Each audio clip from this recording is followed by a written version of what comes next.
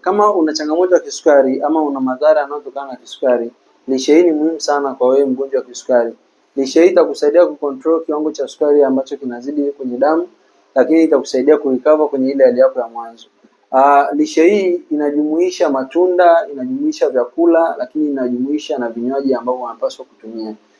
Kwenye upande wa vyakula, mgonjwa yeyote wa kisukari ama mgonjwa ambaye ana changamoto ya kisukari anatakiwa atumie nafaka ambayo haijakobolewa. Nafaka ambayo haijakobolewa inajumuisha unga wa dona ambao mtu anausaga bila kukoboa mahindi, lakini inajumuisha unga wa mtama ambao haujakobolewa, lakini pia inajumuisha unga wa ngano ambao haijakobolewa.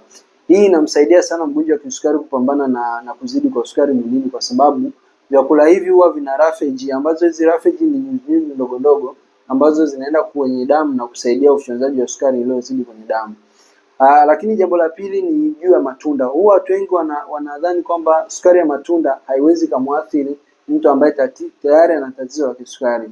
Inaweza ikamwathiri kama atatumia matunda yenye kiwango kikubwa cha sukari, yani high glycemic index. Anapaswa kutumia matunda ambayo yana kiwango kidogo cha sukari.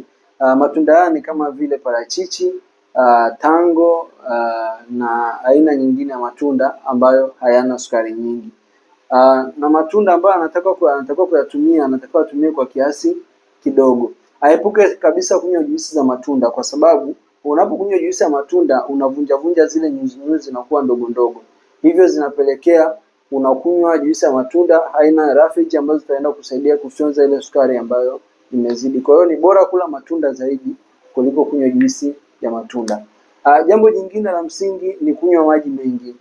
Mgonjwa yote wa kisukari na mshauri anywe maji mengi, kwa sababu maji huwa yanaenda kusaidia kutoa sukari iliyozidi mwilini kwa njia ya mkojo. So unapokunywa maji mengi inakwenda kusaidia kufanya metabolism na kupunguza kile kiwango cha sukari kwenye damu na mwili wako kukaa sawa. So zingatia mambo matatu ya msingi: chakula, matunda pamoja na maji ya kutosha. Lakini jambo ambalo la msingi usisahau vyakula ambavyo vina fatty omega 3. Fatty omega 3 inapatikana kwenye samaki, inapatikana kwenye samaki na kwenye baadhi ya vitu vingine. Lakini pia ni vizuri ukipata vyakula ama ukipata vitu ambavyo vina madini ya chromium, ambao madini ya chromium huwa yanasaidia sana kwenye kwenda kuboresha mfumo wa kongosho na kunenhance kongosho yako kuzalisha insulini ya kutosha. So karibu sana, tuendelee kujifunza. Karibu kwenye peji yetu ambayo inaitwa Afya Yetu Sote.